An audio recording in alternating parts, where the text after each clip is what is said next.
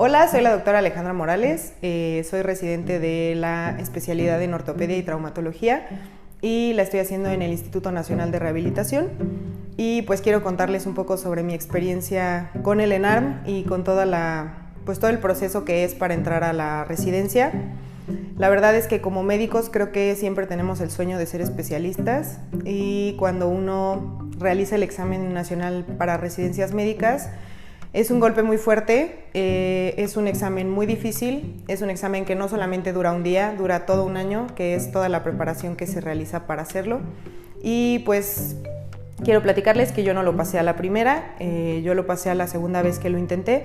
La primera vez fue un golpe muy duro para mí porque pues había estudiado mucho, había hecho como todo el esfuerzo para entrar y no alcancé el puntaje, y el tenerte que esperar un año para volverlo a hacer, el tenerte que volver a preparar, que volverte a meter a los libros y que hacer todo el proceso de nuevo me generó mucha ansiedad y mucho estrés, pero al final en la segunda vuelta pues logré el puntaje un poco más alto de lo que yo esperaba, y fue no nada más la preparación académica, sino también el darme cuenta que mi momento era en ese instante y no la vuelta anterior, y pues las cosas pasan por algo. Entonces no tengas miedo del proceso, no tengas miedo de volverlo a intentar las veces que sea necesario. Si tu sueño es ser especialista, hazlo las veces que lo necesites hacer para lograrlo, y una vez que entres a la residencia te darás cuenta que eso fue lo más fácil. Hacer el examen es de las cosas más sencillas de la residencia. Ya estando allá adentro te das cuenta que realmente cada especialidad es un mundo nuevo. Hay muchísimas cosas que aprender, muchísimas cosas que conocer, y que no sabes prácticamente nada sobre ese respecto. Entonces, pues es estar abierto a la experiencia, estar abierto a seguir aprendiendo, a conocer cosas nuevas, a conocer gente nueva, y también pues tener como un poco la entereza y la resiliencia de hacer las cosas, porque es un proceso muy pesado. Desde ahora te lo digo, el R1 es, dicen, por lo menos en mi hospital, el año más pesado de la carrera de medicina, y la ventaja del R1 es que se acaba. Entonces, pues con eso te digo todo. Creo que yo ahorita llevo 2 meses en la residencia, en el R1, y la verdad es que sí ha sido un proceso muy pesado, pero he aprendido muchísimas cosas en esos 2 meses y cada vez me he ido enamorando un poco más de esta especialidad que elegí. También me gustaría platicar un poquito sobre cómo fue que elegí esta especialidad. Yo conocí a un ortopedista aquí en Puebla que en el internado pues me dejó operar con él, me dejó hacer muchas cosas, y yo no conocía prácticamente nada de la ortopedia, y con esa enseñanza uno a uno que me dejó y que me compartió de manera personalizada, me hizo amar esta especialidad. Y en los momentos más difíciles de las guardias, en los momentos más complicados del R1, lo que he hecho es acordarme de ese momento, acordarme de esas experiencias y de todas esas vivencias que tuve con él, y acordarme el por qué estoy haciendo esto, ¿no? Que quiero llegar a ser especialista, que quiero llegar a ser ortopedista, subespecialista en, todavía no sé si tumores o mano, pero que quiero ayudar a la gente y que quiero ser como ese ortopedista que alguna vez me ayudó y ayudar a otras personas. Entonces, pues creo que es aferrarte a lo que eres, a lo que quieres llegar a ser para cumplir tu objetivo y hacerlo de la mejor manera, porque al final pues lo haces porque amas esta profesión y amas esta especialidad por la que vas a luchar. Entonces, pues ten siempre presente ese amor por esa especialidad, esa pasión, y no lo sueltes nunca. Esa será la mejor fortaleza que tengas durante todo este proceso. También, bueno, durante mi preparación para el ENARM, lo que hice fue leer las guías de práctica clínica, también pues adentrarme de nuevo en todos mis apuntes, y también sobre todo utilizar algunas aplicaciones que son muy útiles para reforzar el conocimiento. Creo que pues lo más importante es que confíes en lo que sabes, y si utilizas la aplicación para reforzar ese conocimiento, hacer preguntas, casos clínicos, etcétera, es algo que te puede servir muchísimo para la preparación para el examen. Durante mi preparación creo que lo más importante fue dormir bien, tratar de comer bien, tratar de hacer como los horarios menos feos posibles y tratar de estudiar, pues no de corrido 4 horas, sino 1 hora, descansar, otra hora, comer algo, etcétera, porque también si te imprimes más estrés durante el procedimiento de estudiar, se vuelve más tedioso y más complicado. Y creo que mi error el primer año al estudiar, y la razón por la que no pasé, fue que no me enfoqué tanto en volver a aprender las cosas que no sabía, sino en repasar, y cosas que yo pensé que sabía, pues realmente no las sabía también. Entonces, yo creo que es importante que le des un lugar a no solamente repasar, sino volver a aprender aquellas cosas de la carrera que a lo mejor viste hace mucho tiempo y que hace falta que refuerces, y que no es nada más, pues ya me lo sé y ya mañana en el examen lo voy a saber bien, sino leerlas a fondo, porque te puedes dar cuenta que muchas cosas no las sabes tan bien como tú pensabas. Algo muy importante también es saber cómo decidir o tener la certeza de que estás en la especialidad correcta. Yo al principio yo inicié estudiando medicina queriendo medicina forense. Durante la carrera me di cuenta que realmente esa no era mi área, porque es un área muy complicada. Y yo salí de la carrera al internado queriendo psiquiatría. En el internado conocí a un ortopedista, el doctor René Vázquez Campos, y la verdad es que yo no sé por qué ni cómo fue que me eligió, ¿no? Pero me dio la confianza de ver a sus pacientes, de operar con él, de hacer muchas cosas que quizás un interno no tiene la oportunidad de hacer, y eso me abrió las puertas a una especialidad que yo nunca había considerado, que era la ortopedia. Me gustaba cirugía, pero no había encontrado como un tipo de cirugía que me gustara al 100%.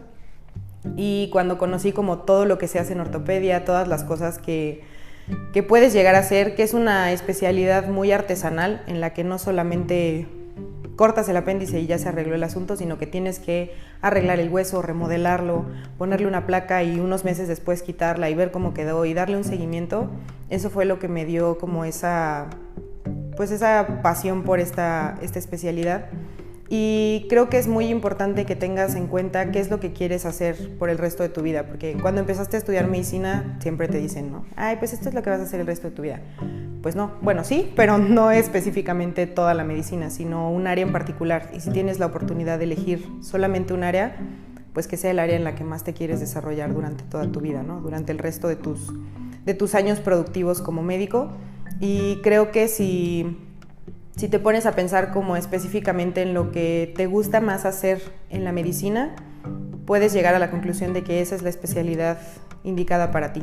Para mí no fue sencillo, yo tenía muchas opciones, pero llegó a mí como esta luz que me guió en la ortopedia y que pues me hizo darme cuenta que esa era realmente la especialidad que quería y la que me apasionaba más. Entonces, si tienes oportunidad de acercarte a alguien que ejerza esta especialidad y que te dé un poquito más de información, o que te adentre un poco más en cómo funciona, en qué es lo que haces, en cómo es el día a día de esta especialidad, te recomiendo que lo hagas, porque es una experiencia que te puede llevar a tomar una buena decisión y pues decidir no salirte de la especialidad en ningún momento. Yo ahorita ya tengo compañeros que se salieron a 2 meses de haber iniciado el R1, y cuando yo me enteré que se salieron de la especialidad en mi hospital, me hice la promesa de que pues por lo menos, no sé qué vaya a pasar durante los próximos 4 años de especialidad, pero por lo menos sé que no me voy a salir. O sea, que no importa lo que pase, no me voy a hacer eso, porque todo el proceso que llevé para llegar aquí fue muy fuerte y muy pesado y muy complicado como para dejarlo todo y decidir salirme. Entonces, piénsalo bien. Creo que hay oportunidad de que sepas si es la especialidad correcta o no, y para que tomes una decisión correcta. Bueno, entrando al R1, estás súper emocionado, es como, ya estoy en la especialidad que quiero, voy a empezar a arreglar fracturas y poner yesos y voy a operar muchísimo, y la verdad es que no es así. A mí me tocó la guardia A, entonces me tocó iniciar de guardia. El primer día me tocaba guardia y me tocó un servicio relativamente tranquilo. En mi hospital, hay todas las subespecialidades de ortopedia, entonces rotas por todas. En el R1 rotas por traumatología, por ortopedia pediátrica, deformidades neuromusculares, que es el servicio de pie y tobillo, rotas por artroscopía y urgencias. y a mí me tocó empezar en deformidades neuromusculares. Las más pesadas son traumatología y ortopedia pediátrica. Y este primer día pues fue muy pesado porque a mí me tocaba presentar casos clínicos de pacientes que yo no conocía porque llevaba un día en el hospital, y a la hora de pasar a presentar y todo, pues obviamente los doctores fue como, es que no sabes nada y no sé qué, y yo como, sí, pues salí de la carrera ayer, o sea, vale, ¿no? Me sentía pues muy mal por eso, y pues en la tarde me tocaba iniciar de guardia, entonces a las 3 de la tarde me fui a urgencias, empezó la guardia, llegaron muchísimos pacientes, yo no tenía ni idea de qué hacer, que hay que reducir esta fractura y que hay que reducir esta luxación y que hay que poner un yeso y que hay que poner, y yo así de, ¿y cómo? ¿Y qué hago? ¿No? Y saliendo de esa guardia, a pesar de que no estuvo tan mal, a pesar de que la resolvimos y los R2 nos ayudaron mucho y todo, yo salí de esa guardia llorando y sí me pregunté, pues, ¿qué diablos hago aquí? Estaba muy cansada, al día siguiente no podía casi ni mantenerme en pie porque pues llevaba un tiempo sin hacer guardias y obviamente te desacostumbras, y fue muy difícil ese día.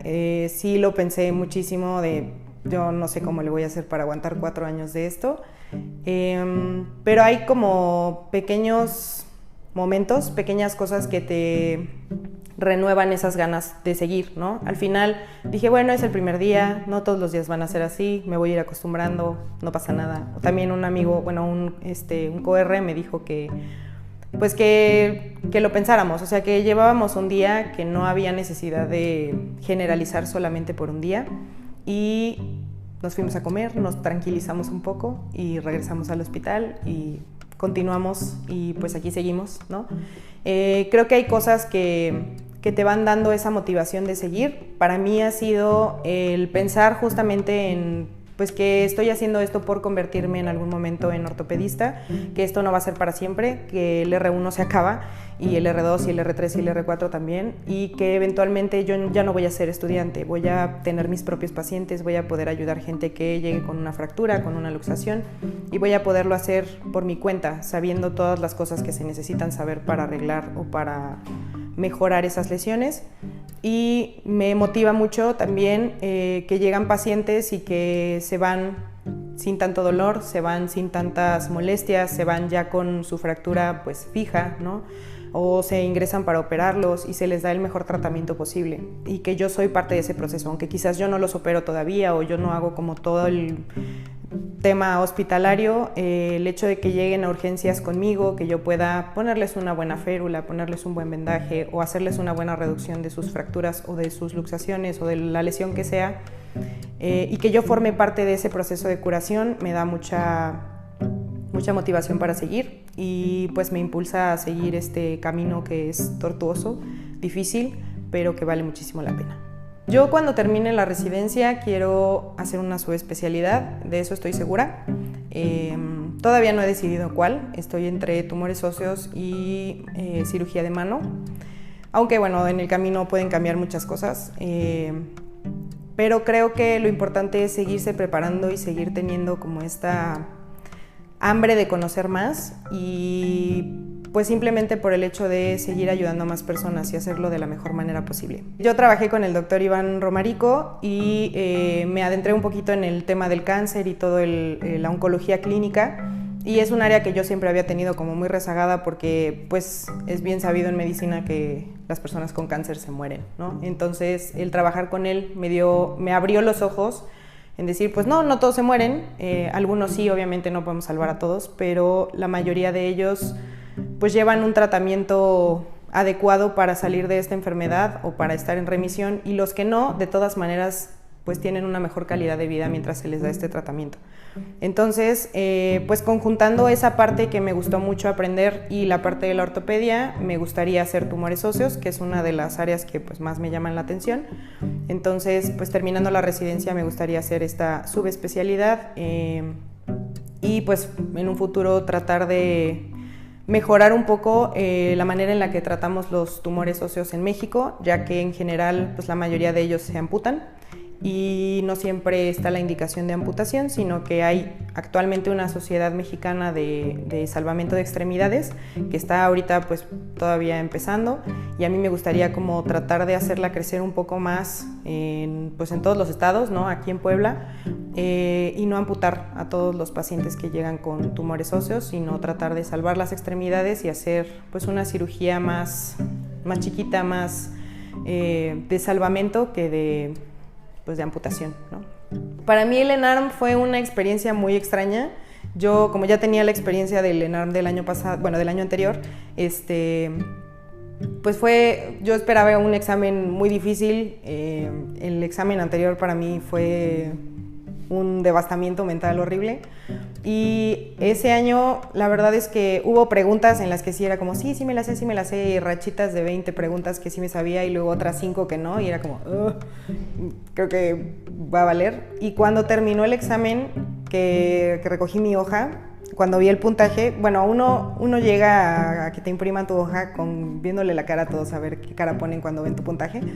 Y entonces recogí mi hoja y la puse al revés y dije, no la quiero ver, pero sí la quiero ver, pero no la quiero ver. Entonces la volteé y vi que decía 68 y yo, no pasé, no, sí, no, espera. Entonces, o sea, fue como muy extraño porque no me sentí lo suficientemente segura en el momento del examen como para sacar ese puntaje, pero estaba ahí impreso en la hoja, entonces no podía ser mentira.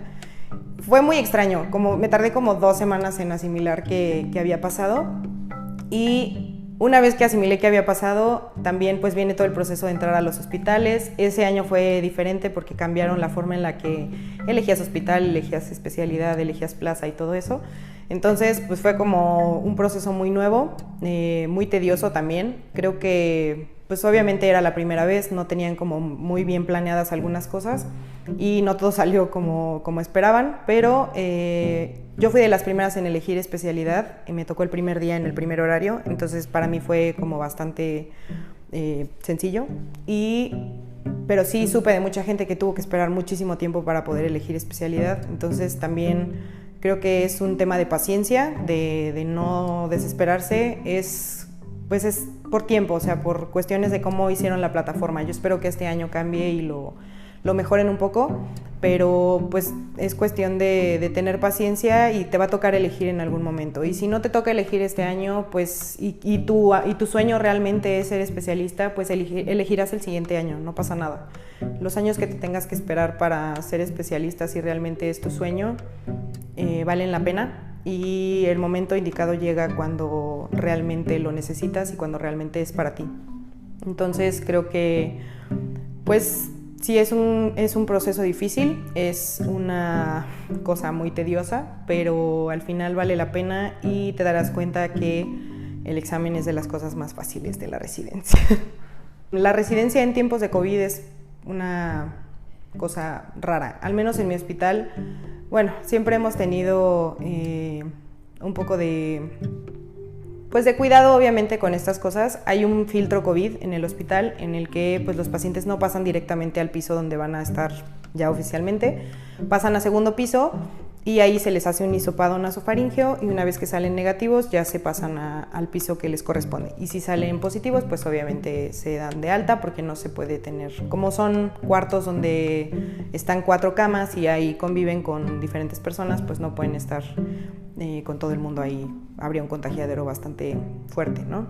Entonces, lo diferente o tal vez lo complejo en este caso es que los que hacen los hisopados son los residentes, entonces eventualmente a nosotros nos toca hacer hisopado nasofaríngeo un día a la semana y pues también es un proceso complejo, tienes que dejar tus actividades, irte a poner el equipo especial de protección, hacer el hisopado de los pacientes, tomar adecuadas muestras, porque también si no tomas las muestras pues también complicas un poco el proceso en el que el paciente pues se tiene que quedar en el piso otro día para que lo hisopen al día siguiente y ya una vez que esté la muestra adecuadamente tomada pase a su piso, ¿no? Entonces pues tienes que aprender a hisopar, tienes que aprender también cómo ponerte todo el equipo de protección. Obviamente continúan como todas las medidas de distanciamiento, de cubrebocas y todo esto para evitar contagios. Y también es importante cómo han cambiado los procesos en los hospitales, porque, por ejemplo, en este hospital, pues antes tenían la posibilidad de que estuviera un familiar en la mañana, otro en la tarde, otro en la noche, y ahora no. Ahora pues se tiene que quedar un mismo familiar todo el tiempo, porque si estuvieran saliendo y entrando diferentes personas, no tendría ningún caso hacer hisopado nasofaringeo a todos los pacientes, ¿no? De todas maneras tendrían el riesgo de que ingrese en la habitación alguien con COVID y haya muchos contagios. Entonces, pues eso también ha cambiado mucho la forma en la que se maneja el hospital y eso también afecta las actividades de nosotros al final porque pues los pacientes están un poco más desesperados de que están ahí más días, que el familiar pues no tiene como un lugar específico donde dormir, ¿no? A veces duermen en el suelo y pues es por temas de protocolos de COVID. Entonces, pues también el COVID ha venido a revolucionar un poco la forma en la que funcionan los hospitales, en particular el mío, que es donde yo he tenido esa experiencia. Para escoger hospital, bueno, para mí fue un proceso relativamente sencillo. Yo ya sabía que quería ese hospital, solamente era luchar lo suficiente por entrar. Pero pues sí me puse a investigar obviamente de otras plazas. Es importante tener más opciones, a pesar de que solamente quieras entrar a uno y ese sea tu mejor opción. Es importante que hagas los procesos de diferentes hospitales porque eso te va a tener como un poco en tranquilidad de, bueno, si no me quedo en este hospital, por lo menos tengo la otra opción. Y si en algún momento pues decides mejor no entrar porque no quieres ese hospital, pues también tienes la decisión tú al final, ¿no? O sea, esa es tu decisión, si quieres o no tomar esa plaza, pero tienes otra opción. El hecho de aplicar a los hospitales, pues es a veces un proceso psicológicamente hablando un poco difícil, porque muchos hospitales toman filtros extraños y te piden hacer muchas entrevistas o te piden hacer exámenes psicométricos que son muy tardados, muy tediosos, 4 o 5 entrevistas en otro estado, si es que eliges otro estado para irte a hacer la residencia. A veces te las hacen por Zoom o ahora es un poco más fácil, ¿no? Como que hemos abierto mucho este canal de comunicación virtual, pero pues hay hospitales que les gusta todo presencial, como en el caso del hospital donde yo estoy. Entonces, pues sí tuve que ir a 3 entrevistas, 2 exámenes, diferentes entregas de papeles y era literal llegar, entregar tus papeles e irte y como, pues vine hasta acá nomás para entregar esto, ¿no? Pero pues son cosas que también los hospitales toman como parte de tu currículum, por así decirlo, de pues qué tanto compromiso o qué tantas ganas de entrar a ese hospital se te ven. Y algunos hospitales incluso también toman como filtro interés, ¿no? El que hables por teléfono y preguntes cómo va el proceso es un filtro como importante para ellos, o que estés como al pendiente del correo o que mandes correo de, es que quiero saber cómo funciona, etcétera. Entonces, si realmente tienes inquietud de cómo va tu proceso y el hospital no te dice nada, es importante que insistas porque algunos hospitales toman esto como parte del proceso. Entonces, pues cada uno es como un ente aparte y pues también puedes tomar como experiencias de personas que hayan pasado por ahí. Yo pedí recomendaciones de ortopedistas que estudiaron en el instituto y también en otros hospitales en los que apliqué para que me dijeran pues más o menos cómo eran los procesos de admisión, cómo eran los procesos también para entrar ya al R1, qué cosas te pedían, qué libros había como más latentes para cada año, qué instrumental te pedían, etcétera, ¿no? Hay hospitales que te piden llevar, no sé, tu taladro o tu goniómetro como R1 y hay otros que no, hay otros que solamente te dicen, pues compra este libro si quieres, ¿no? O sea, es como para tu proceso, y obviamente te conviene comprarlo. Hay otros que simplemente pues no te dan como mucha información, pero es importante que sepas como estas cosas de cada hospital en donde quieres aplicar. También es importante mencionar un poco sobre cómo es el trato y cómo es la convivencia en el hospital. Yo antes de entrar pensé que iba a ser un ambiente mucho más hostil. Siempre te dicen, ¿no?, que el R1 es el eslabón más pequeño de la cadena alimenticia y pues es el que recibe como todas la culpa, las quejas y todo. Y sí es verdad, pero en una medida un poco menos intensa. En mi hospital por lo menos sí es un ambiente como de mucha jerarquía, o sea, sí se tratan como de mucho, o sea, del R4 es el que tiene pues la batuta, ¿no? Y el R3 pues le reporta al R4 y el R2 y el R1 pues tiene la culpa de todo hasta no demostrar lo contrario y aunque se demuestre lo contrario. Entonces, pero no es un ambiente en el que haya como violencia o haya como temas de, sí, como acoso ni nada. Yo pensé que iba a ser un poco más hostil. Sí, obviamente es una carga emocional importante porque pues tienes que cuidar todo lo que dices y lo que haces, porque como R1 pues tienes la carga de la culpa de las cosas que salgan mal, ¿no?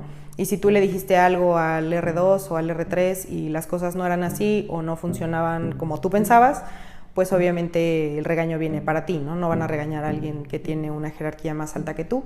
Entonces, pues sí, es algo que tienes como que ir aprendiendo. En todos los hospitales se maneja así por jerarquías. No sé cómo sea como en otros hospitales si es como tan intenso. Aquí sí es muy marcado que el R4 es el que manda, el R3 pues el segundo, el R2 y el R1 no manda nada. Pero pues es importante como también irte adentrando un poco a este proceso y que conforme vayas tú avanzando vas sabiendo más cosas, obviamente, y también vas teniendo más responsabilidades, y es por eso que tienes un cargo más alto.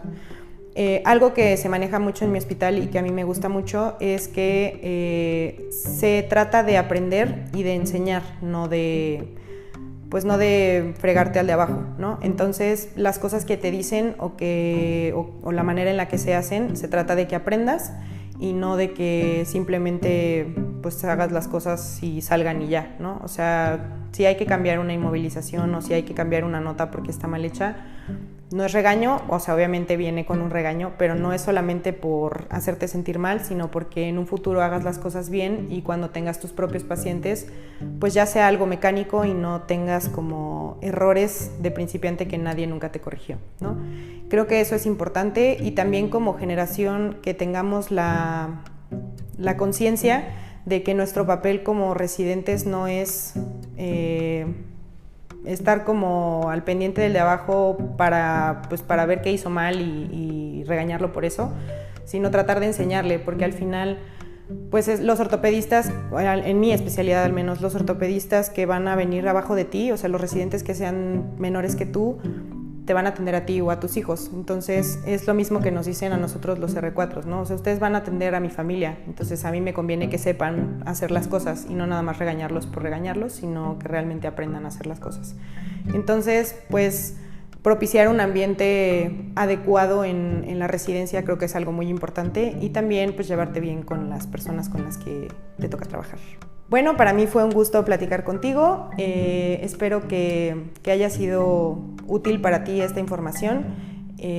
Confía mucho en ti, confía en lo que sabes, confía en lo que eres y en lo que quieres llegar a ser. Aférrate a todos esos sueños que se están gestando dentro de ti y con eso vas a poder lograr tus objetivos. Te deseo todo el éxito del mundo, estudia mucho, cada minuto cuenta y échale muchas ganas.